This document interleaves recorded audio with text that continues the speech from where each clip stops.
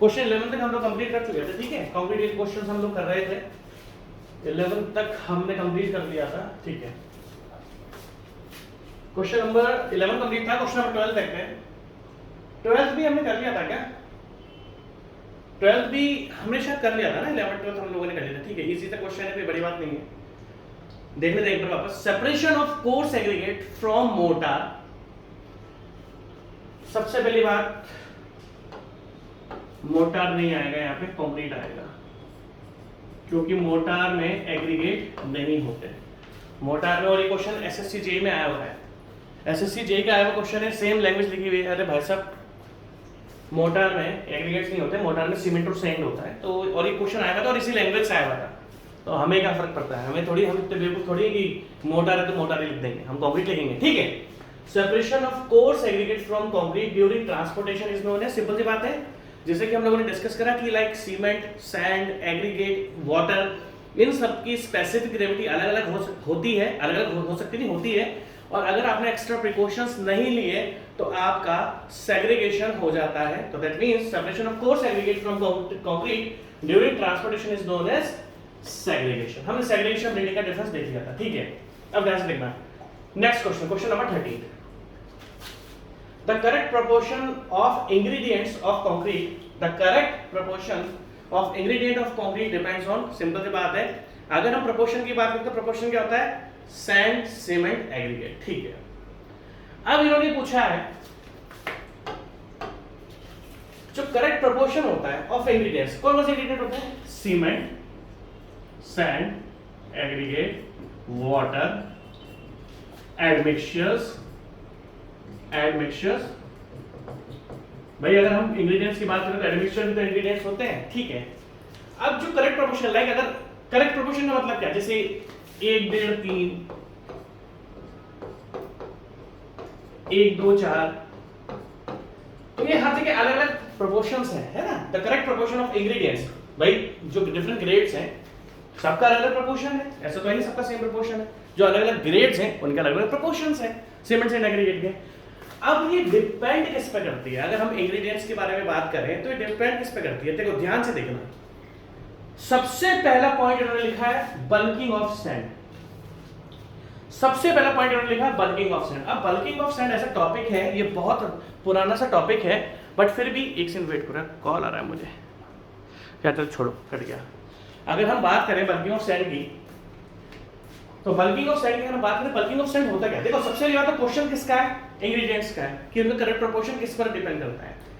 Options देखते हैं। Bulking of sand, अगर हम ये पूछे बल्किंग ऑफ सैंड होता क्या है, देखो सिंपल सी बात है, जब सैंड आपकी ड्राई होती है, और अगर आपने ड्राई सैंड ऐसे एरिया में रखी हुई है जहां पर ह्यूमिडिटी बहुत ज्यादा है। ह्यूमिडिटी क्या होता है? Presence of water in air. जैसे हमें पसीना आता है ना बहुत ज्यादा, वो ह्यूमिडिटी की वजह से, उमस जिसको बोलते हैं। मान लो आपके पास ड्राई सैंड है, आपके पास ड्राई सैंड है, और ड्राई सैंड आपने एक ऐसे एरिया में रखी हुई है या ऐसे जगह पर रखी हुई है जहां पर ह्यूमिडिटी बहुत ज्यादा है।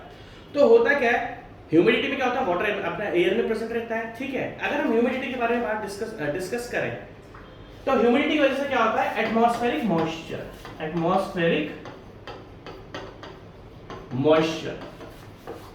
एटमॉस्फेरिक मॉइस्चर जो होती है, जो एनवायरनमेंट में हमारा, एटमॉस्फेयर में हमारा पानी प्रेजेंट होता है, वो सैंड के, ड्राई सैंड के कांटेक्ट में आता है।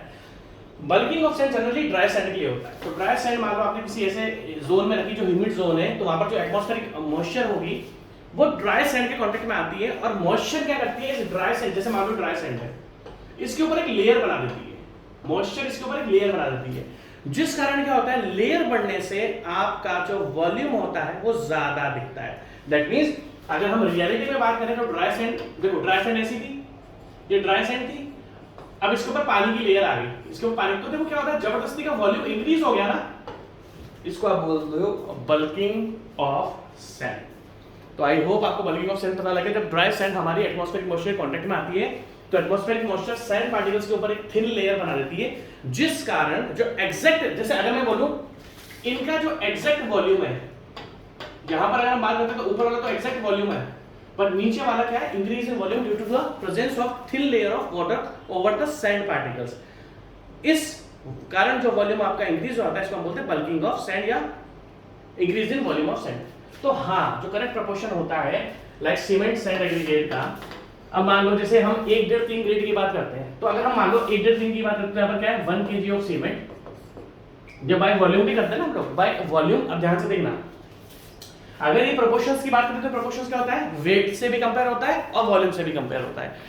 अगर मैं आपसे बात करूं, जैसे हम मान लो वॉल्यूम की बात करते हैं, तो 1 क्यूबिक मीटर ऑफ सीमेंट, अगर हम 1 1.5 3 ग्रेड की बात करें, दूसरा 1.5 क्यूबिक मीटर ऑफ, देखो 1 क्यूबिक मीटर आपको सीमेंट चाहिए, 1 1.5 3 की बात करते हैं M20 की, 1.5 cubic metre of sand and 3 cubic metre of coarse aggregate. अब आप एक चीज देखो ध्यान से, हमने भाई देखो जो प्रोपोर्शन होता है वो वेट बाय वेट होता है, बाय वॉल्यूम भी होता है, ठीक है। ध्यान से आप देखना, अगर मैं 1.5 क्यूबिक मीटर की बात आपसे डिस्कस करता हूं, तो 1.5 क्यूबिक मीटर में देखो यहाँ पर वॉल्यूम इंक्रीज हो गया ना। तो अगर आपने ऐसी सैंड यूज करा जिसमें बल्किंग वगैरह की है, तो एग्जैक्टली जो 1 क्यूबिक मीटर मुझे चाहिए था, जैसे मान लो मैं 1 क्यूबिक मीटर मेजर करूंगा किसी भी मेजरमेंट डिवाइस में, तो वॉल्यूम बल्किंग ऑफ सैंड में क्या होता है, जबरदस्ती का वॉल्यूम ज्यादा दिखता है, होता नहीं है। अब देखो ना, ये ऊपर के सैंड पार्टिकल्स छोटे थे, फिर इस पर थिन लेयर बन गई, तो वॉल्यूम का इंक्रीज हो गया। और हम तो जो प्रोपोर्शन है वो वॉल्यूम से भी करते हैं, हम जो प्रोपोर्शन है वो तो वॉल्यूम से भी करते हैं। तो कहने का मतलब क्या है जनरली कि वॉल्यूम पर भी डिपेंड करता है, और अगर बल्किंग ऑफ सैंड हुई तो वॉल्यूम ज्यादा दिखेगा, तो ऑब्वियसली जो प्रोपोर्शन होता है वो बल्किंग ऑफ सैंड पर डिपेंड करता है। और आपको ये इंश्योर करना है कि सैंड में आपकी बल्किंग ना हो, क्योंकि फिर अननेसेसरी ज्यादा वॉल्यूम आपको सैंड का मिलेगा और रियलिटी में वो वॉल्यूम कम होगा। तो नो डाउट हमारा बल्किंग ऑफ सैंड पर डिपेंड करता है। दूसरा, जैसे मैंने आपसे बोला किस पर डिपेंड करता है प्रोपोर्शन, सीमेंट पर, सैंड पर, एग्रीगेट पर, वाटर पर, एडमिक्सचर पर, और कंप्रेसिव स्ट्रेंथ पर भी। कितनी कंप्रेसिव स्ट्रेंथ आपको चाहिए, दुनिया भर के टॉपिक्स है। अगर मैं चाहूं कि आपका जो प्रोपोर्शंस होते हैं वो कंप्रेसिव स्ट्रेंथ पर कितना स्ट्रेन आएगा, बहुत चीजों पर डिपेंड है। सेकंड क्या है, वाटर कंटेंट। हाँ बिल्कुल भाई साहब, वाटर कंटेंट पर डिपेंड होता है, क्योंकि जितना वाटर कंटेंट आप बढ़ाओगे उतना ही ज्यादा आपकी स्ट्रेंथ में रिडक्शन होगा, डिडक्शन होगा। क्या होगा, रिडक्शन होगा, डिडक्शन होगा, ठीक है। उसके बाद एब्जॉर्प्शन, बिल्कुल सही बात है, जैसा कि आपने पढ़ा कि अगर एग्रीगेट के अंदर मॉइस्चर एब्जॉर्ब हो रही है, क्योंकि हमें ये ध्यान रखना है, देखो आपको एक चीज हमेशा ध्यान रखनी होती है कि जो भी एग्रीगेट आप कंक्रीट में यूज कर रहे हो, जो भी एग्रीगेट आप कंक्रीट में यूज कर रहे हो, उसमें वाटर एब्जॉर्प्शन 10% से ज्यादा नहीं होना चाहिए। वाटर एब्जॉर्प्शन 10% से ज्यादा नहीं होना चाहिए। मान लो 1 kg आपका एग्रीगेट है, हम क्या करेंगे, उसको 24 घंटे पानी में भिगो कर रखते हैं। भाई मान लो 1 kg एग्रीगेट है, कोर्स एग्रीगेट है, उसको आप क्या करोगे, 24 घंटे के लिए पानी में भिगो के रखते हो। तो एग्रीगेट का जो वेट बढ़कर आएगा या मास बढ़कर आएगा, उसमें 10% से ज्यादा नहीं होना चाहिए, क्योंकि अगर 10% से ज्यादा उसका वेट बढ़ा तो उसका मतलब है एग्रीगेट ने मॉइस्चर बहुत ज्यादा एब्जॉर्ब कर ली है। तो अगर हम बारे में डिस्कस करें तो हाँ, एग्रीगेट एब्जॉर्प्शन का ये होती है एग्रीगेट की क्वालिटी। तो अगर हम सीमेंट एंड एग्रीगेट के प्रोपोर्शन की बात करते हैं, तो एग्रीगेट की क्वालिटी में होता है वाटर एब्जॉर्प्शन, तो दैट मींस सब पर डिपेंड है। तो आंसर इसका हो जाएगा सिंपल सा D, all of the above. Easy सा क्वेश्चन था, कोई टिपिकल क्वेश्चन नहीं है। Next question, the ratio of various ingredients cement sand and aggregate in concrete of grade M20। ये तो यार बच्चों वाला क्वेश्चन है। सी सैंड M20 क्या होता है, 1 1.5 3, तो आपका सी ऑप्शन क्या हो जाएगा, 1 1.5 3। बहुत बच्चों वाला क्वेश्चन है, ठीक है। टू प्रिवेंट सेग्रीगेशन, देखो आईएएस कोड ने क्या बोला है, आप ध्यान से देखना, मैं आपको टॉपिक पहले बता चुका हूं।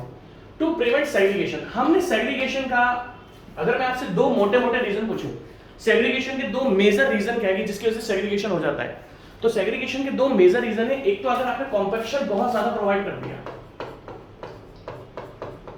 अगर आप जबरदस्ती का कॉम्पैक्शन बहुत ज्यादा कर दोगे कंक्रीट में, तो आपका सेग्रीगेशन हो जाता है। सेग्रीगेशन का मतलब क्या है, एग्रीगेट अलग हो जाएंगे, सीमेंट और वाटर, सीमेंट और सैंड का पेस्ट अलग हो जाएगा, तो उसको हम सेग्रीगेशन बोलते हैं। दूसरा अगर मेजर रीजन क्या है, हाइट ऑफ प्लेसिंग।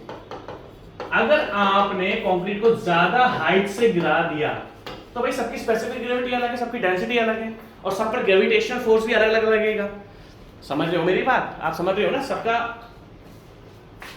भाई स्पेसिफिक ग्रेविटी अलग है, सबकी डेंसिटी अलग है, तो सब पे ग्रेविटेशनल फोर्स, तो जैसे हम ज्यादा गिराएंगे ना, आप देखो ध्यान से, अगर आपने कंक्रीट को 2 मीटर की हाइट से गिरा दिया तो उस पर ग्रेविटेशनल फोर्स लगेगा और एग्रीगेट अलग हो जाएंगे, और जबकि हमारा कंक्रीट यूनिफॉर्म होना चाहिए। यूनिफॉर्म का मतलब क्या है, अगर मैं एक मिक्सचर लेता हूं तो उसके अंदर एग्रीगेट होना चाहिए, उसके अंदर फाइन एग्रीगेट, मतलब अगर हम कंक्रीट सैंपल लेते हैं तो उसके अंदर कोर्स एग्रीगेट भी होना चाहिए, उसके अंदर फाइन एग्रीगेट भी होना चाहिए, तो यूनिफॉर्मली डिस्ट्रीब्यूटेड होना चाहिए, मतलब यूनिफॉर्मली मिक्सिंग होनी चाहिए।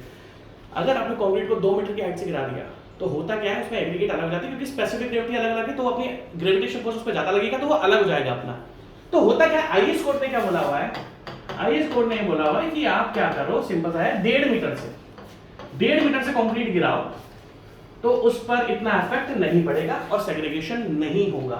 बट अगर हम प्रैक्टिकल की बात करें तो हमने तो भाई साहब हमेशा मैक्सिमम जो कंक्रीट गिराया है ना, लाइक पियर है या कॉलम है, लाइक पियर तो उसमें बूम प्लेसर से आप कंक्रीट गिराते हो, बूम प्लेसर आपको अच्छी तरीके से पता होगा, जब ग्राउंड पर खड़े होकर वो ऊपर कंक्रीट कर देता है। एक मशीन होती है जिसके अंदर पाइप लगा होता है, पाइप के थ्रू वो कंक्रीट को पंप करता है और पंप करके कंक्रीट उसके अंदर जाता है।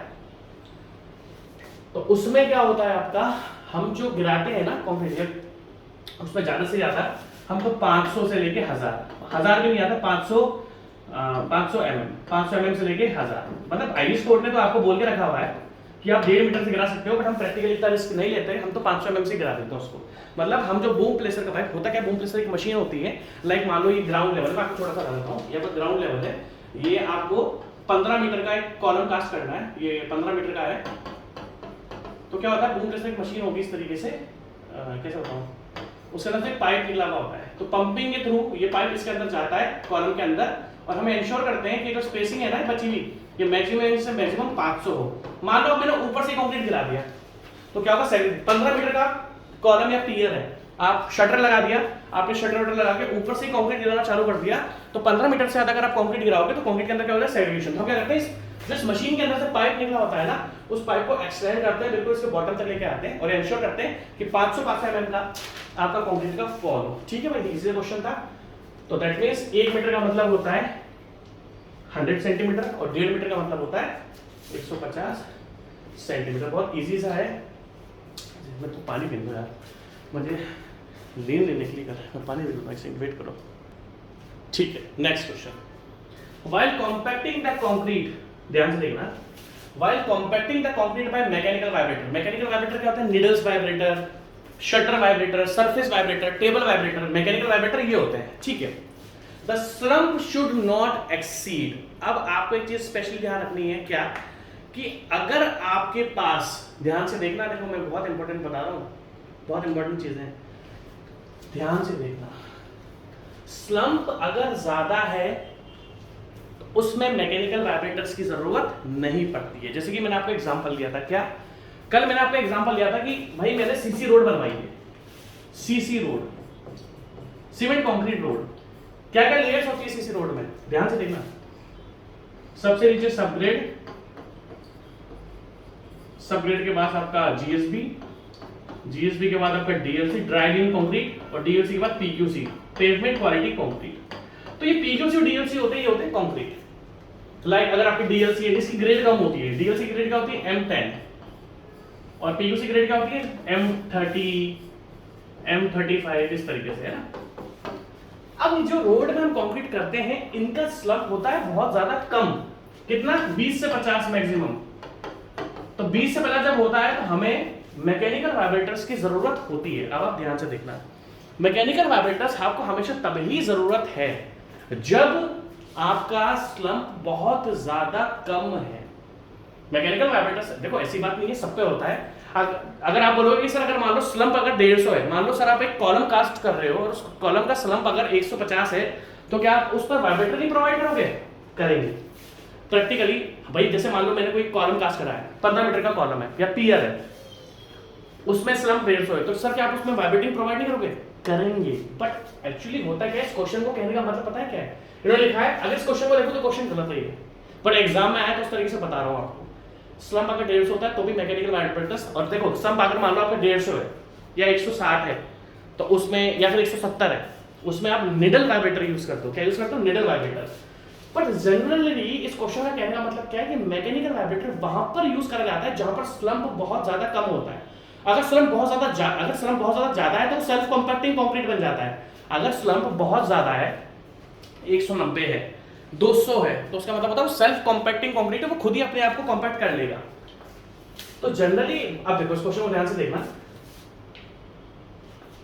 while compacting the concrete by mechanical vibrator the slump should not exceed 5 cm। Easy सा क्वेश्चन है, मतलब 50 mm। 50 mm तक तो हमें मजबूरी होती है, अगर आप समझ रहे हो 50 mm तक तो हमें मजबूरी होती है, समझ रहे हो मेरी बात, कि आप, क्योंकि उसकी वर्केबिलिटी बहुत कम होगी, वर्केबिलिटी बहुत कम होती है, तो 50 mm तक क्या होगा, वर्केबिलिटी बहुत कम है, तो उसमें आपको मजबूरी में मैकेनिकल वाइब्रेटर यूज करने ही पड़ेंगे। इजी क्वेश्चन है, वैसे क्वेश्चन का अगर मैं प्रैक्टिकल देखूं तो गलत है। मैकेनिकल वाइब्रेटर जो होते हैं, लाइक आपका जो निडल वाइब्रेटर होता है, यार मैं खुद यूज करवाता हूं उसको निडल्स पियर में, तो गलत थोड़ी है, मैं तो 170 mm पर भी निडल वाइब्रेटर यूज करता हूं। बट कहने का मतलब क्या है कि मान लो अगर आपके पास सेल्फ कॉम्पैक्टिंग कंक्रीट नहीं है और अगर आपका बहुत ही ड्राई कंक्रीट है, तो ड्राई में तो जिसका स्लम्प, देखो जिसका स्लम्प कम है, लाइक 0 से 50, तो ये बहुत ड्राई कंक्रीट है, और ड्राई कंक्रीट में अगर आपको कॉम्पैक्शन करना है तो उसके तो निडल वाइब्रेटर्स या फिर मैकेनिकल वाइब्रेटर्स तो आपको चाहिए ही, और निडल भी काम नहीं आता, फिर तो आपको सरफेस वाइब्रेटर काम में आता है, जिसको हम बोलते हैं ट्रिमिक्स। तो आई होप आपको चीजें, देखो मेरे को भी प्रैक्टिकल चीजें हैं, मैं दुनिया भर में बहुत कंस्ट्रक्शन, मतलब कंस्ट्रक्शन मैंने बहुत करा दी है, बहुत कंस्ट्रक्शन करा चुका हूँ, ठीक है। Next question, grading of sand causes great variation, तो इसका आंसर 50 सेंटीमीटर तक, 50 सेंटीमीटर तो हमें चाहिए ही चाहिए, ठीक है। Grading of sand causes variation is, grading of sand का मतलब क्या है, साइज। भाई ग्रेडिंग ऑफ सैंड का मतलब क्या है, size of sand particles, size of sand particles. Grading का मतलब क्या, साइज ऑफ सैंड पार्टिकल्स। अगर मैं आपसे ग्रेडिंग की बात करूं, grading of sand causes great variation, grading of sand causes great variation। क्या बोला इस लड़के ने, इस एग्जामिनर ने, कि जो ग्रेडिंग ऑफ सैंड होती है, मतलब जो साइज ऑफ सैंड है वो किस किस पे डिपेंड होती है, भाई साहब सब पे डिपेंड होती है, वर्केबिलिटी पे, स्ट्रेंथ पे, उसकी ड्यूरेबिलिटी पे। ग्रेडिंग साइज का, अगर सैंड पार्टिकल्स का अगर आप साइज ही चेंज कर दोगे तो उस पर तो सब कुछ डिपेंड करता है, से साइज पे सैंड पार्टिकल्स की, तो साइज ऑफ सैंड पार्टिकल्स तो सब पे डिपेंड होता है, वर्केबिलिटी पर भी होगा, स्ट्रेंथ पर भी होगा, ड्यूरेबिलिटी होगा। तो इजी सा क्वेश्चन है, इसका आंसर क्या होगा, आपका D all of the above. इसको एक्सप्लेन करने की जरूरत मुझे है नहीं। Question number 18, characteristic strength. जैसे कि आपको पता है कि हम जो कैरेक्टरिस्टिक स्ट्रेंथ फाइंड करते हैं क्यूब की, वो करते हैं हम उसके 28वें दिन पे। तो बहुत इजी क्वेश्चन है, characteristic strength of concrete is measured eight 28 days. 18 का बी आंसर है, बहुत इजी क्वेश्चन है। स्लम्प टेस्ट, ठीक है, आप ध्यान से देखो। जनरली अगर मैं आपसे बात करूं स्लम्प टेस्ट की, स्लम्प टेस्ट किसके लिए डिटरमाइन होता है, अगर हम लोग डिस्कस करें स्लम्प टेस्ट की, तो स्लम्प टेस्ट किससे यूज होता है, अगर सिंपल से फंडा है, स्लम्प टेस्ट जनरली यूज होता है फॉर वर्केबिलिटी। वर्केबिलिटी का मतलब क्या होता है, easy to mix, easy to transport, easy to placing. Workability का मतलब क्या है, अगर मैं आपसे पूछूं, जैसे मैं आपको एग्जांपल देता हूं, जैसे आपका, देखो ध्यान से देखना, रोड का कंक्रीट है और एक आपका कॉलम का कंक्रीट है।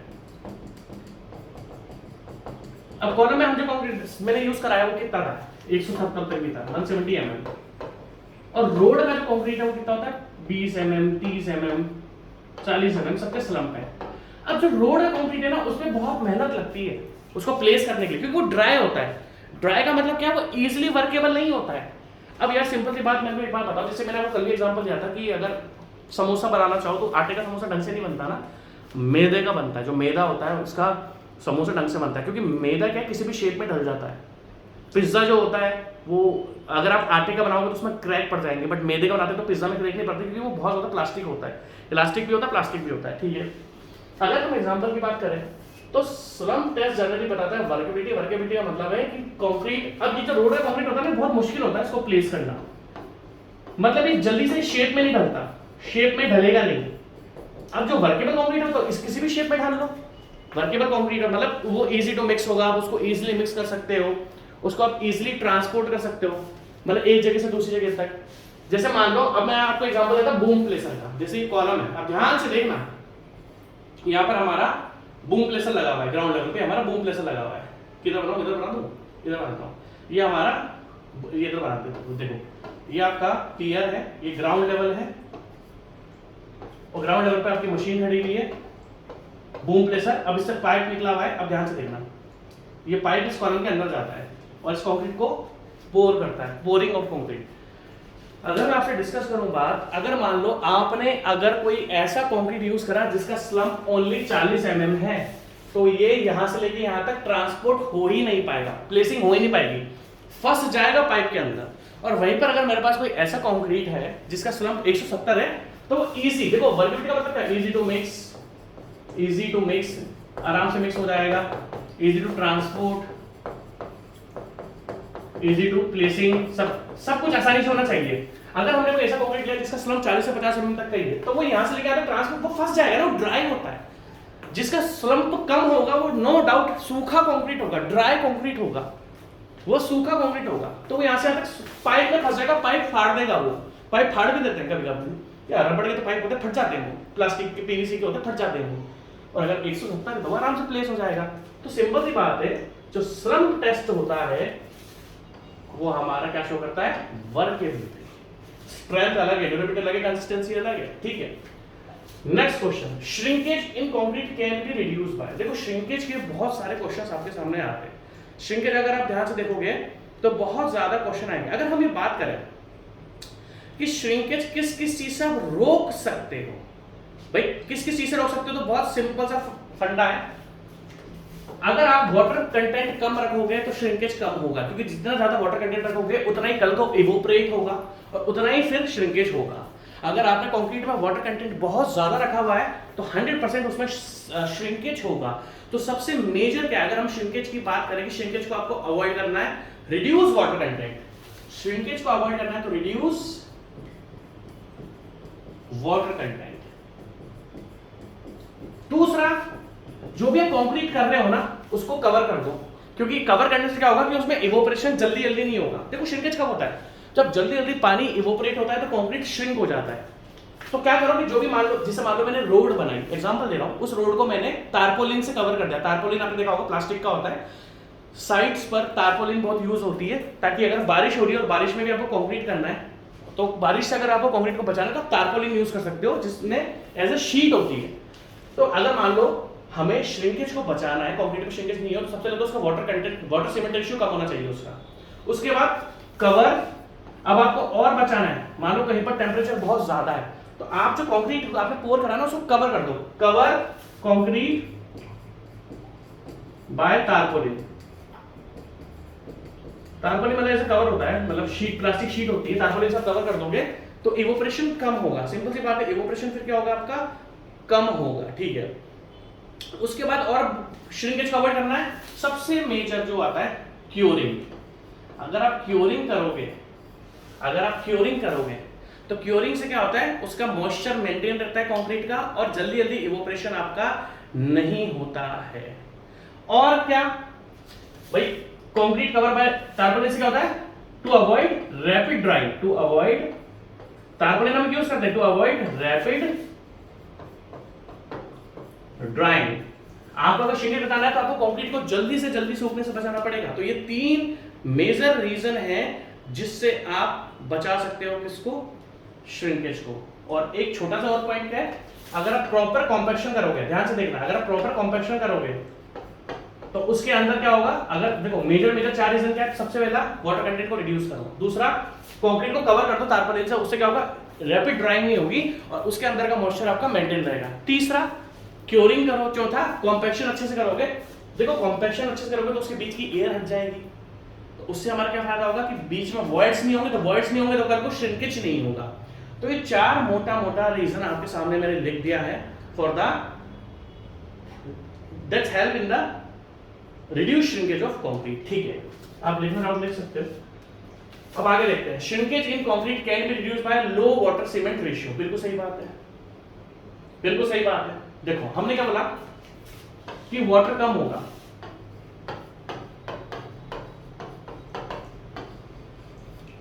अगर आप वाटर को कम रखोगे तो ऑब्वियसली श्रिंकेज कम होगा, बिल्कुल सही बात है। दूसरा, less cement in the concrete, बिल्कुल सही बात है। देखो जितना ज्यादा आप W वाटर सीमेंट रेशियो को कम रखोगे उतना ही ज्यादा आपका फायदा होगा, क्योंकि आपको ध्यान रखना है कि जितना ज्यादा वाटर सीमेंट रेशियो होगा उतना ही ज्यादा आपका श्रिंकेज होगा। तो हाँ बिल्कुल सही बात है कि हमें वाटर सीमेंट रेशियो कम रखना है तो हम सीमेंट को भी कम कर सकते हैं, ठीक है। Next, proper concrete mix. अब प्रॉपर कंक्रीट मिक्स का मतलब है कि वो जो मतलब यूनिफॉर्मली आपका कंक्रीट होना चाहिए। तो फालतू का ये क्वेश्चन डी आपका all of the above easy सा आंसर है, मतलब कोई टिपिकल क्वेश्चन है नहीं। 21 क्वेश्चन को देखते हैं, इजी क्वेश्चन से है। हाँ जी, अब बहुत ही अच्छा ये क्वेश्चन है, इस क्वेश्चन को अगर मैं आपसे बात करूं तो बहुत ही अच्छा क्वेश्चन है ये। कैसे, मैं आपको बताता हूं। जब जैसे मान लो स्लैब है, आपने स्लैब कास्ट कर दिया, आपने क्या करा, स्लैब को कास्ट कर दिया, ठीक है।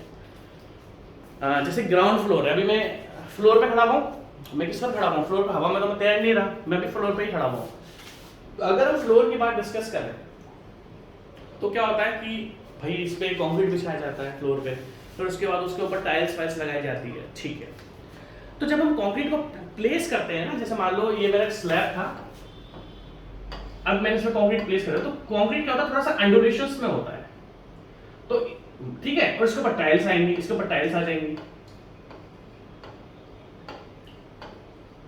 या कोई भी अगर स्लैब है, छत है, तो छत में जब आप कंक्रीट पोर करते हो तो ऊपर की जो सरफेस होती है वो उसमें थोड़ा एंडुलेशंस होते हैं, उस एंडुलेशंस को क्या बोलते हैं, हम्प्स एंड हॉलोज। ध्यान से देखना, देखो कहीं से उठ रहा है ना, ये हम्प्स है, और कहीं से ये दब रहा है, यहां से ये होलोज है, इस टाइप पे बोलते हैं humps and hollows, humps and hollows, ठीक है।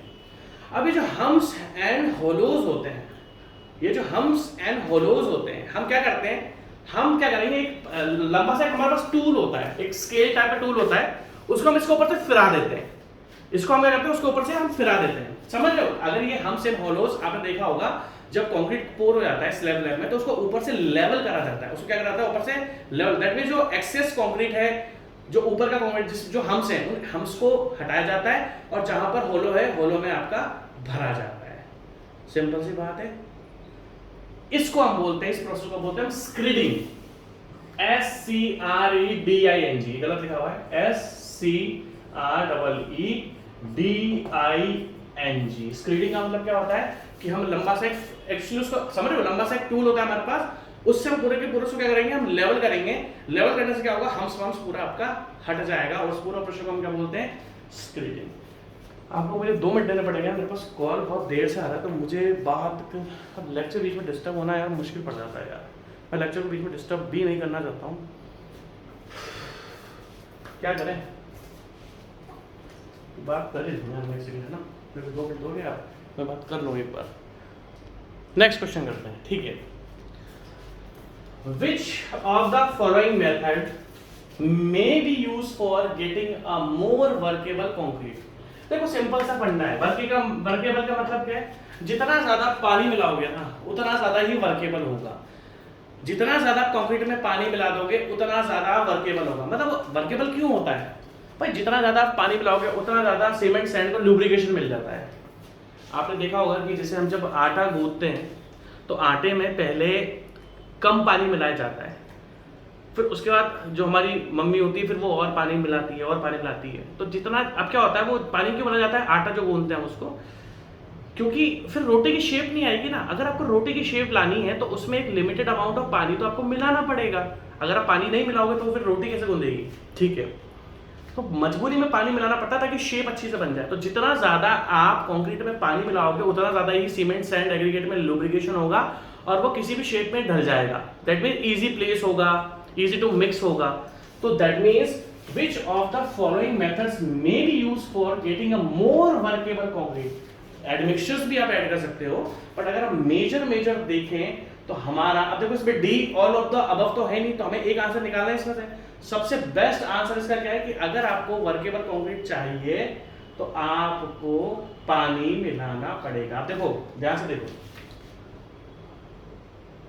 ठीक है, बहुत अच्छा है, बहुत ही अच्छा क्वेश्चन है, ठीक है। Which of the following methods may be used for getting a more workable concrete? No. By increasing the cement content. देखो हमें वाटर सीमेंट रेशियो बढ़ाना है, हमें क्या करना है, हमें जितना ज्यादा वाटर सीमेंट रेशियो होगा उतना ही ज्यादा आपका वर्केबल होगा। By increasing the cement content, cement content add करोगे तो वाटर कंटेंट रिड्यूस हो जाएगा। By decreasing the water cement ratio, no, water cement ratio तो हमें बढ़ाना है। बाय यूजिंग, अब देखो 2 टाइप के एग्रीगेट होते हैं, एक होता है एंगुलर जो इस शेप के होता है ट्रायंगल शेप के, और एक होता है राउंडेड। भाई राउंडेड क्या होते हैं, इस तरीके से, तो राउंडेड में ज्यादा वर्केबिलिटी आती है। मैंने आपको किसी अलग सब्जेक्ट में पढ़ाया था ये कि हमने एग्रीगेट देखे थे, शायद ट्रांसपोर्टेशन में देखा था, angular aggregate and rounded aggregate. Angular में क्या होता है, फ्रिक्शन ज्यादा, सरफेस एरिया ज्यादा होता है एंगुलर का, राउंडेड का सरफेस एरिया कम होता है। तो राउंडेड में क्या होगा, अच्छे से फ्रिक्शन डेवलप हो नहीं पाता, इसमें फ्रिक्शन डेवलप होता है, तो राउंडेड में क्या होता है, वर्केबिलिटी में ज्यादा मिलती है। बट हाँ, स्ट्रेंथ की बात करेंगे तो एंगुलर में स्ट्रेंथ ज्यादा मिलती है बाय यूजिंग एंगुलर एग्रीगेट। अगर आप एंगुलर एग्रीगेट यूज करें तो आपको स्ट्रेंथ ज्यादा मिल जाती है, बट वर्केबिलिटी ज्यादा नहीं मिलती है। तो हमारे लिए जनरली क्या होता है, हमारे लिए स्ट्रेंथ इंपॉर्टेंट होती है, इसलिए हम एंगुलर एग्रीगेट यूज करते हैं by reducing the size of aggregate ना। 4 ऑप्शन गलत हैं हमें जितना ज्यादा पानी बढ़ाओगे, वे एक्चुअली 4 ऑप्शन गलत है। हमारा जो मेजर रीजन है कि अगर आपको वर्केबल कंक्रीट चाहिए तो आपको वाटर, अब देखो इसमें से देखो बाय डिक्रीजिंग, ये तो बिल्कुल गलत है। बाय यूजिंग एंगुलर नहीं, एंगुलर और राउंडेड की, राउंडेड देखो राउंडेड कंपेयर करा हुआ है ना, राउंडेड की ज्यादा वर्केबिलिटी होती है, उससे फ्रिक्शन डेवलप ही नहीं होगा इतना ज्यादा, तो वो इजीली प्लेस हो जाएगा, सब कुछ हो जाएगा, किसी भी शेप में ढल जाएगा। बाय रिड्यूसिंग सेल, देखो इसके 4 ऑप्शन ही गलत है यार। अगर आपको वर्केबिलिटी ज्यादा चाहिए तो आप उसमें वाटर सीमेंट रेशियो बढ़ा दो, वाटर सीमेंट रेशियो इंक्रीज कर दो उसको, आपको वर्केबिलिटी तो ज्यादा मिल जाएगी, स्ट्रेंथ कम हो जाती है। और इसने कहीं पर भी कुछ नहीं लिखा, तो अगर मैं इसमें देखूं तो यार 4 ऑप्शन ही गलत हैं, और क्वेश्चन आया हुआ है एसएससी जेईई में, तो इसलिए मैं क्वेश्चन लिया, बट क्वेश्चन गलत है ये, तो इसके अलावा मैं कोई आंसर आपको बोलूंगा ही नहीं। ज्यादा से ज्यादा अगर सीमेंट रेशियो है by increasing water cement ratio होता ना, तो यार समझ में आ जाती बात, क्योंकि मान लो हमने वाटर नहीं बढ़ाया, हमने सीमेंट को बढ़ा दिया, तो वाटर सीमेंट रेशियो देखो ये W/C है ना, आपने C को इंक्रीज कर दिया तो W/C क्या हो जाएगा, घट जाएगा, क्योंकि ये डिनोमिनेटर नीचे है। गड़बड़ है इस क्वेश्चन में, इस क्वेश्चन को मैं छोड़ रहा हूँ, इस क्वेश्चन में कॉन्सेप्ट निकल के कुछ आ नहीं रहा, और मैं ऐसा नहीं हूँ कि ऑप्शंस देख के आंसर बता दूंगा, कॉन्सेप्ट से आंसर बताने में बिलीव रखता हूँ मैं, कॉन्सेप्ट से आपको आंसर बताने में बिलीव रखूंगा, कभी भी मैं आपको इस तरीके से क्वेश्चन नहीं बताऊंगा, ठीक है। Next question, slump test is most widely used field test primarily because it indicates, भाई अगर हम बात करें तो slump test की, ठीक है, slump test हमें क्या बताता है, slump test हमें बताता है भैया क्या उसकी वर्केबिलिटी है। slump test की अगर हम बात करेंगे तो भाई देखो सिंपल सा फंडा ध्यान से देखना, slump test हमें बताता है वर्केबिलिटी, और अगर इसकी वर्केबिलिटी की हम बात करें, स्लम टेस्ट की वर्केबिलिटी की बात करें, तो जनरली स्लम टेस्ट आपको क्या कहता है कि कंक्रीट आपका ड्राई है, कंक्रीट आपका ड्राई है या आपका वेट है, गीला है या सूखा है। मान लो अगर स्लम्प आपका कम आया, तो वो क्या शो करता है, अगर स्लम्प आपका कम है तो वो क्या शो करेगा कि आपका कंक्रीट ड्राई है, अगर स्लम्प आपका ज्यादा होगा तो वो क्या शो करेगा कि कंक्रीट आपका वेट है, ठीक है। तो अगर हम स्लम्प की बात करें तो स्लम्प कौन, इट मेजर्स कंसिस्टेंसी और the wetness of the mixture, C option is correct answer है। Slump test is the most widely used field test because it shows the behaviour, कौन सा बिहेवियर, कंक्रीट आपका सूखा है या गीला है। अगर आपका कंक्रीट सूखा होगा तो लेस वर्केबल होगा, और कंक्रीट अगर आपका लिमिट में गीला है, लाइक 150 170 आपका वेट स्लम्प आ रहा है, तो बता देता है हाईली वर्केबल। तो सिंपल सा फंडा है यार, ये कोई ऐसा टिपिकल नहीं है, ऐसा नहीं है कि जब भी D all of the above दे रखा है तो D all of the above answer नहीं होता, ठीक है। तो स्लम्प टेस्ट आपका जनरली साइड में यूज होता है, दैट शोज द ड्राइनेस और wetness of concrete and which shows the workability of concrete, workability दिखाता है आपको। इस जो क्वेश्चन है ऐसा टिपिकल नहीं है, ठीक है। In case the concrete is to be transported by pumping, the slump should be, देखो कितना अच्छा क्वेश्चन है, ध्यान से देखना। In case the concrete is to be transported by pumping, the slump should be, देखो अब मैं आपको बहुत जबरदस्त तरीका बताता हूँ इसका, क्वेश्चन नंबर 24 को ध्यान से देखना। मैंने आपको बूम प्लेसर का एग्जांपल दिया था, ये मशीन होती है, लाइक मैं वापस बना देता हूँ, ये आपका कॉलम है, ये ग्राउंड लेवल है, यहाँ पर मशीन खड़ी हुई है, बूम प्लेसर में से पाइप निकला हुआ है, एक पाइप निकलता है कुछ इस तरीके से इसके अंदर से जाता है, इसको बोलते हैं बाय पंपिंग। कंक्रीट में जो बूम प्रेशर होता है वो पंपिंग के थ्रू ट्रांसफर होता है। अब देखो मैंने आपको बताया था कि अगर स्लम्प बहुत कम रहा, अब देखो स्लम्प अगर बहुत लेस है, लाइक 20 से 50 है, स्लम्प अगर आपका 20 से 50 है, स्लम्प आपका 20 से 50 है, तो क्या होगा कि ये बहुत ड्राई कंक्रीट होता है। स्लम्प कम है तो मतलब वो ड्राई कंक्रीट है, और ड्राई कंक्रीट अगर पंपिंग से भेजोगे तो ड्राई कंक्रीट बहुत फ्रिक्शन डेवलप कर देता है और इजीली ट्रांसपोर्ट नहीं हो पाता। भाई जब उसके देखो आप ना ग्राउंड लेवल, जैसे मान लो 20 मीटर का पियर है, आप ग्राउंड लेवल से 20 मीटर ऊपर कंक्रीट भेज रहे हो by pumping, by using boom प्लेसर।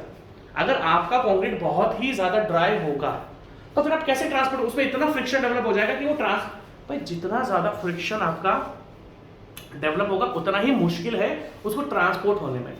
तो देखो हम जो बूम प्लेसर यूज कराया मैंने, जब भी मैंने बूम प्रेशर यूज कराया है, मैंने तो जो श्रम्प देखा है, प्रैक्टिकली बात बता रहा हूँ, मैंने तो देखा भैया 175, 180, 190, 175, 180, 190। तो आप जब भी in the case the concrete is to be transported by pumping, the slump should be more than 100 mm, 100 mm से ज्यादा होना चाहिए। एक्चुअली 75 भी होगा तो चलता है ना। तो भैया मोर देन 100 होना चाहिए आपका श्रम्प, तभी जाकर आपका इजीली वो ट्रांसपोर्ट हो पाएगा। अगर मोर देन श्रम्प अगर 100 mm नहीं हुआ तो फिर आपका कंक्रीट ड्राई होगा, ड्राई होने के बाद फिर वो मशीन को खराब कर देगा। ठीक है, ध्यान से देखना इस क्वेश्चन को। Next question, if the slump of concrete, देखो इस क्वेश्चन का आंसर है ना बहुत गलत दे रखा है, बट ये आंसर इसका यही है, मोर देन 100 mm हो तो आप पंपिंग के थ्रू उसको ट्रांसफर कर सकते हो। ठीक है, if the slump of concrete mixture is 75 mm, देखो श्रम्प के बारे में अगर मैं आपसे बात करता हूं, स्लम के बारे में अगर हम लोग बात डिस्कस करें, ठीक है, अरे ये तो मैंने आपको पढ़ा दिया ना, 0 से 25 पढ़ा रखा है मैंने आपको।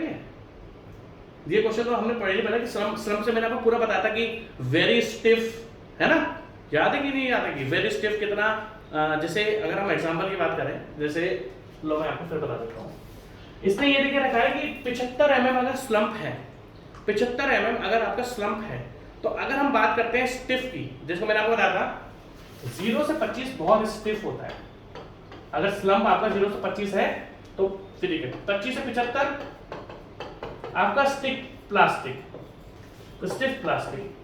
ठीक है, ये आप देखो ध्यान से, इसमें क्वेश्चन में क्या लिखा है, if the slump of concrete mixture is 75। तीसरा हमने क्या पढ़ा था, 75 से 125, 75 से 125 वो प्लास्टिक था, मतलब अच्छा खासी वर्केबिलिटी होती है, और 125 से ज्यादा, मतलब 125 से अगर बहुत ज्यादा तो मोर वर्केबल। अब देखो क्या होता है कि 0 से 25 आपका स्लम्प होगा तो मिक्सचर बहुत ड्राई होता है, कंक्रीट बहुत सूखा होता है, तो जितना कंक्रीट सूखा होगा उतना ही ज्यादा वो लेस वर्केबल होगा, ये आपको ध्यान रखना है। तो इसलिए क्या बोला कि 25 mm अगर आपका स्लम्प है तो 25 mm में हम क्या मानेंगे कि देखो सिर्फ प्लास्टिक है ना, ये क्या होता है, ये प्लास्टिक है, बहुत अच्छा है, मतलब जैसे हम बताएंगे ये लेस वर्केबल है। फिर अगर आप देखो ध्यान से 25 से 75 तो ये थोड़ा बहुत ठीक है, हाँ अगर 75 से हम 125 पर आते हैं तो ये ठीक ठाक अच्छा खासा वर्केबल होता है। 125 कंक्रीट अच्छा खासा वर्केबल होता है, मतलब इजीली मिक्स हो जाएगा, इजीली ट्रांसपोर्ट हो जाएगा। अब इस क्वेश्चन में डाउट ये है कि देखो इसने 75 mm देख रखा हुआ है ना, तो हम इसकी लोअर रेंज नहीं लेंगे क्योंकि 25 से 75 लोअर रेंज है, हम इसकी हायर रेंज लेंगे, और 25 से 75 125 मतलब क्या अच्छा खासा, मतलब मीडियम वर्केबल है, तो इसका आंसर क्या है, मीडियम वर्केबल 75। अब आप बोलोगे सर जैसे वेरी हाई क्या होता है, 190 वेरी हाई है, और हाई क्या होता है, अगर आपका स्लम्प 150 समथिंग है तो 150 तक हाई आपका होता है। ठीक है, नेक्स्ट क्वेश्चन देखो मैं आपको बताता हूँ, अगर मैं आपको और ढंग से बताऊं, जैसे 0 से 50 मान लो, अब मैं आपको एग्जांपल देता हूँ, 0 से 50 आप श्रम्प ले लो, बहुत बेकार कंक्रीट है, बहुत ड्राई कंक्रीट होगा। 50 से 100 ले लो, मीडियम होगा। देखो 0 से 50 बहुत बेकार कंक्रीट है, 50 से 100 मीडियम है, 100 से 150 हाई है, और 150 से 200 वेरी हाई है। दैट मींस अगर 0 से 50 आपका श्रम्प आया तो आपका बहुत लेस वर्केबल होगा, 50 से 100 आया तो आपका मीडियम वर्केबल होगा, 100 से 150 आया तो हाई होगा, और एक मतलब हाई वर्केबल होगा, और अगर 150 से 200 आया तो वेरी हाई वर्केबल है ना। तो आपको इस तरीके से ध्यान रखना चाहिए। तो ये वाला आप ज्यादा ये वाला ठीक, इसको आप छोड़कर रहता है, इसमें चार्ट छोड़ के ये वाला लिखो, 0 से 50 मीडियम मतलब वेरी लेस वर्केबल, 50 से 100 मीडियम वर्केबल, 100 से 150 हाई वर्केबल, एंड 150 से 200 वेरी हाई वर्केबल। तो ये 75 है, तो 50 से 75 मतलब आपका मीडियम वर्केबल होता है। ठीक है, next question, for a RCC slab, अभी बहुत अच्छा क्वेश्चन है, for a RCC slab the slump of concrete should be. देखो मैं आपको बहुत सारी चीजें बता रहा हूं, आपको वो ध्यान रखनी पड़ेगी, जैसे कि रोड मैंने आपको बताई, जैसे हमने डिस्कस करा रोड पेवमेंट 20 से 40, सबके स्लम्स आपको याद रखने पड़ेंगे वरना आप अच्छे से नहीं कर पाओगे। अब पीसीसी फाउंडेशन होती है, क्या होती है, पीसीसी फाउंडेशन, मतलब आपने फाउंडेशन बनाया तो पीसीसी है 25 से 75। ये देखो फॉर अ आरसीसी स्लैब, मैं आपको सारी की सारी चीजें लिखा रहा हूं, उसमें से एक आरसीसी स्लैब भी होगा। याद रखना पीसीसी स्लैब में लिखा हुआ है, यहाँ पर क्या लिखा हुआ है आपका आरसीसी स्लैब। आरसीसी फाउंडेशन है 50 से 100, ये आपको सारी की सारी रेंज याद रखनी पड़ेगी, ठीक है। क्वेश्चन में क्या अभी तक मैंने आपको लिखा है स्लैब का कितना होता है, नहीं, मैंने आपको ओनली जनरली पेमेंट का बताया, पीसीसी फाउंडेशन का बताया कि पीसीसी फाउंडेशन अगर आप यूज करो तो कितना होगा, आरसीसी फाउंडेशन का बताया। अब मैं आपको स्लैब्स का बता रहा हूं, कॉलम का बता रहा हूं। स्लैब का होता है आरसीसी स्लैब का 50 से 100, और अगर हम कॉलम की बात करें तो कॉलम का तो आपका 100 से 150 जाता है। मैंने तो 150 से भी ज्यादा कराया है प्रैक्टिकली, तो आप आईएएस कोड के अकॉर्डिंग है तो यार थोड़ा बहुत है ना, वो तो डिजाइनर आपको बताएगा कितना आपको चाहिए, ठीक है। अब देखो ये मैंने आपको सारा लिख दिया, आपको लिखना है आपका पेवमेंट के लिए कितना होगा 20 से 40 mm स्लम्प होगा, आपका पीसीसी फाउंडेशन के लिए कितना होगा 25 से 75 होगा, आरसीसी फाउंडेशन के लिए 50 से 100 होगा, आरसीसी स्लैब के लिए कितना होगा 50 से 100 होगा, ठीक है। सिंपल है एक्चुअली, जो हम आरसीसी स्लैब की बात करते हैं तो आरसीसी स्लैब में और रीइंफोर्समेंट फाउंडेशन में दोनों में सेम है, और अगर हम कॉलम की बात करते हैं तो 100 से हमारा 150। अब आप स्लैब देख लो, स्लैब कौन सा ऑप्शन में आपको दिख रहा है, स्लैब है मेरा फोर्थ ऑप्शन, फोर्थ मैंने देख रखा है आपको 50 से 100, 50 से 100, ठीक है। अब देखो यहाँ पर दो ऑप्शन कंफ्यूजन है, क्योंकि एक में 75 देकर रखा हुआ है और एक में 50 से 125 देकर रखा हुआ है। अब आप खुद डिसाइड कर लो, क्योंकि मैंने आपको रेंज आती है आरसीसी स्लैब में 50 से 100 हम रखते हैं स्लम्प को, तो आप इसका आंसर खुद ही डिसाइड करो, क्योंकि 50 मेरा मेन है। यहाँ पर इन्होंने 75 से आगे बढ़ा दिया ना, 50 में देखो 50 इसमें तो आ नहीं रहा, हमारी रेंज क्या है 50 से 100, और इसमें आगे इसमें 100 नहीं आ रहा, तो मिनिमम रेंज पर हम जाएंगे 50 से 100, एक्चुअली 125 नहीं होता, 50 से 100 होता है, और इन्होंने रेंज थोड़ी सी बढ़ा दी। स्लम्प बढ़ाने का फायदा क्या है कि कंक्रीट आपका वर्केबल होगा। अगर हम स्लम्प की बात करें तो स्लम्प बढ़ाने से क्या होता है, कंक्रीट हमारा वर्केबल होता है, बट इसका एक घाटा और है ना, वर्केबिलिटी बढ़ेगी तो स्ट्रेंथ घटेगी, ये ध्यान रखें, क्योंकि वर्केबिलिटी बढ़ाने के आपको पानी ऐड करना पड़ेगा, जिससे स्ट्रेंथ आपकी घट जाएगी, ठीक है। नेक्स्ट क्वेश्चन, तो वीबी टेस्ट, अब ये बहुत ही ज्यादा अच्छा क्वेश्चन है। अगर हम वीबी टेस्ट के बारे में बात डिस्कस करें, वीबी टेस्ट होता क्या है, वीबी टेस्ट भी आपकी कंक्रीट की वर्केबिलिटी, देखो होता क्या, अगर मैं आपसे सिंपल सी बात करूं, वीबी टेस्ट में, वीबी टेस्ट जनरली यूज होता है for dry mixture, for dry concrete. VB test भी आपका वर्केबिलिटी बताता है। अगर हम वीबी टेस्ट की बात करें कि वीबी टेस्ट में होता क्या है, वीबी टेस्ट भी आपकी वर्केबिलिटी ही बताता है, बट वीबी टेस्ट में क्या लफड़ा है कि VB test generally for dry concrete use होता है, और इसमें टाइम की, देखो होता क्या, एक मशीन होती है उसमें हम कंक्रीट डालते हैं, वाइब्रेटिंग मशीन होती है, हम इसको वाइब्रेट करना स्टार्ट करते हैं, तो जब ये वाइब्रेट होता है ना, तो इसकी देखो प्रीवियस शेप नंबर 1 ऐसी होती है, ये सिलेंड्रिकल मॉड टाइप होता है, इसके अंदर आपने कंक्रीट गिरा दिया कोन से, तो ये इस तरीके से शेप बनेगी। अब इसको क्या करेंगे हम, वाइब्रेट स्टार्ट करेंगे, वाइब्रेट, तो वाइब्रेट करने से क्या होगा, ये कंक्रीट आपका सिलेंड्रिकल शेप में आ जाता है। तो in terms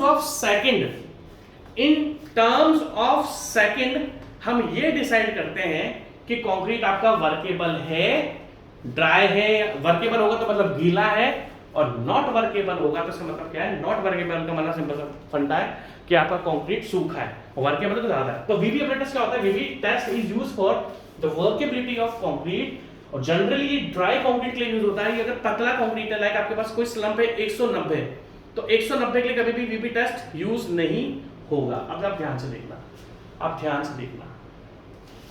VB test is suitable for, question answer देखना, समझ में आ गया, ये सेकंड्स में 5 सेकंड है, 3 सेकंड है, 10 सेकंड है, 0 सेकंड है, सेकंड की टर्म्स में बताता है कि कंक्रीट आपका कैसा है, स्टिफ प्लास्टिक है। तो आप समझ रहे हो मेरी बात, ये स्लम्प को रिलेट कर लेते हैं, ठीक है। अगर हम क्वेश्चन नंबर 27 के बारे में बात करें, तो वीबी टेस्ट हमेशा किसके लिए, क्या लिखा है मैंने यहाँ पर, ड्राई कंक्रीट के लिए यूज होता है। और अगर मैं रोड की बात करूं तो रोड में क्या था हमारा 20 से 40 या 20 से 50। रोड में जो कंक्रीट यूज होता है वो किससे यूज, वो कंक्रीट कैसा होता है आपका, वो ड्राई कंक्रीट होता है। रोड में जो कंक्रीट होता है वो ड्राई कंक्रीट होता है, और ड्राई के लिए हमें क्या यूज करना है, वीबी ऑपरेटर्स। अब रोड का जो स्लम्प हमारा कितना है 20 से 50, आप ध्यान से देखना वीबी टेस्ट हमेशा आप तब यूज करोगे इस, है ना, जब कंक्रीट सूखा है। सूखने का मतलब क्या है, स्लम्प कम होगा। इस अगर आपका स्लम्प ज्यादा है, जैसे अगर मैं आपसे बात डिस्कस करूं, स्लम्प है आपका 125 से लेके, एग्जांपल लेते हैं 125 से लेके 190 आपका स्लम्प है, तो ये स्लम्प क्या ज्यादा है, एग्जांपल लो आपका अगर स्लम्प 125 से लेके 190 है, तो ये स्लम्प क्या है, ये स्लम्प है आपका बहुत ज्यादा, ये स्लम्प है आपका बहुत ज्यादा। तो जब ज्यादा होगा स्लम्प, दैट मींस पानी ज्यादा है, वर्केबल ज्यादा है। स्लम्प अगर ज्यादा है आपका तो पानी ज्यादा है, वर्केबल ज्यादा है, तो ये शेप इसकी बन ही नहीं पाएगी। आप जैसी कंक्रीट करोगे ना वैसी शेप में बनेगा। आप समझ लो मेरी बात, अगर कंक्रीट में वर्केबिलिटी ज्यादा है तो उसमें जो आप पहले तो शेप आती है और जो बाद में शेप आती है, आप समझ रहे हो, ये शेप उसमें बन ही नहीं पाएगी, वो पहले ही फैल जाएगा। तो कभी भी वीबी टेस्ट ज्यादा स्लम्प के लिए यूज नहीं करा जाता। और स्लम्प कितना होता है इस, क्योंकि क्या होगा, मैं आपको एग्जांपल देता हूं, हमें एक शेप से दूसरी शेप लानी है बाय यूजिंग वाइब्रेशन। तो जैसे हम जो पहली जगह वर्केबिलिटी ज्यादा होगी तो पहले ही फैल जाएगा। हमें ये शेप को इस शेप में लेके आना है वीबी टेस्ट से, उस शेप में आएगा ही, वो पहले ही फैल जाएगा।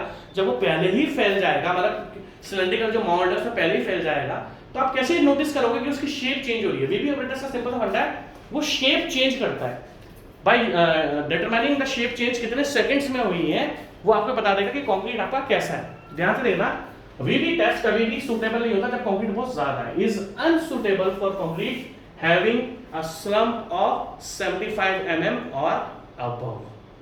सिंपल सा फंडा है, ठीक है। 75 mm से कम जब स्लम्प होता है, लाइक ड्राई कंक्रीट, तब हम वीबी टेस्ट को परफॉर्म करते हैं। Next question, bleeding of concrete is said to, अगर ब्लीडिंग के बारे में मैंने आपको बहुत बार बता चुका हूं। ब्लीडिंग का मतलब क्या होता है, जो पानी होता है वो आपका ऊपर आ जाता है, ठीक है। पानी होगा, थोड़ा सा सीमेंट पेस्ट होगा, वो क्या होता है, ऊपर आता है। अब देखो, bleeding of concrete is said to अगर व्हेन फाइनर पार्टिकल्स, नहीं फाइनर पार्टिकल्स तो ऊपर आ जाते हैं, लाइक सीमेंट का फाइन है वो ऊपर आ जाएगा। ब्लीडिंग में क्या होता है, पानी ऊपर आ जाता है, थोड़ा सा सीमेंट ऊपर आ जाता है, इसको बोलते हैं ब्लीडिंग। आपको अलग से सीमेंट दिखेगा वो ब्लीडिंग के उसमें। तो ब्लीडिंग में क्या होता है, फाइनर पार्टिकल ऊपर आते हैं। ऑप्शन 1 क्या है, finer particles settle down. No, finer particles तो ऊपर आ जाते हैं, जो हेवियर पार्टिकल्स होते हैं वो सेटल डाउन होते हैं। तो ऑप्शन नंबर 1 गलत है।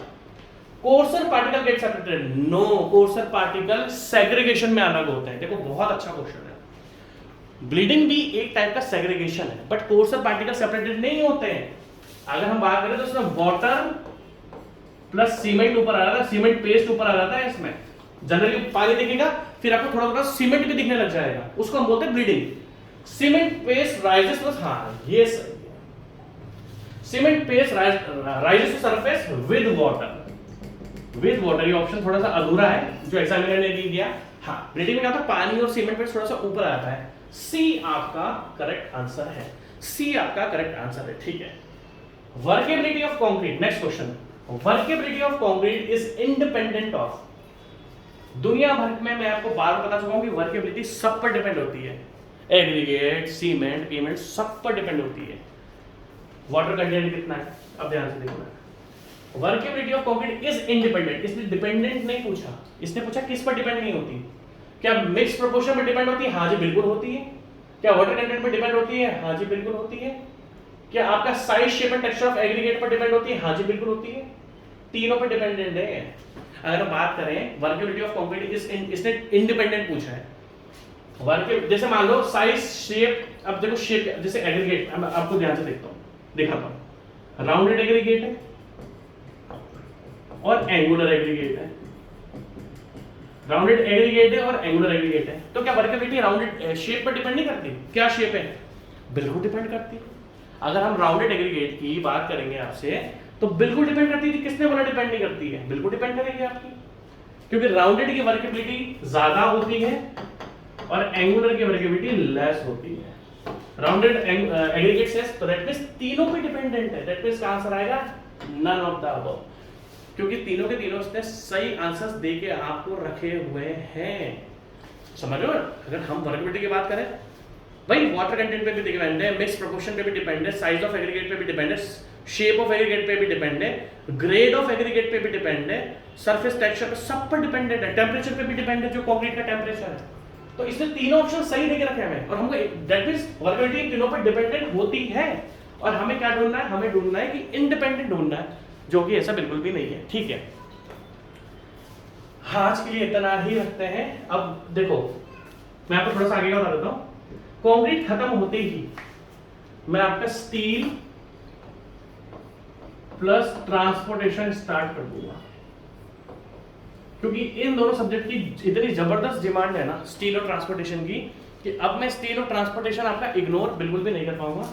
तो ठीक है भैया, नेक्स्ट लेक्चर में मिलते हैं। सायोनारा। ठीक है जी, जल्दी मिलेंगे। भगवान से बस प्रार्थना करते रह करो। Take care.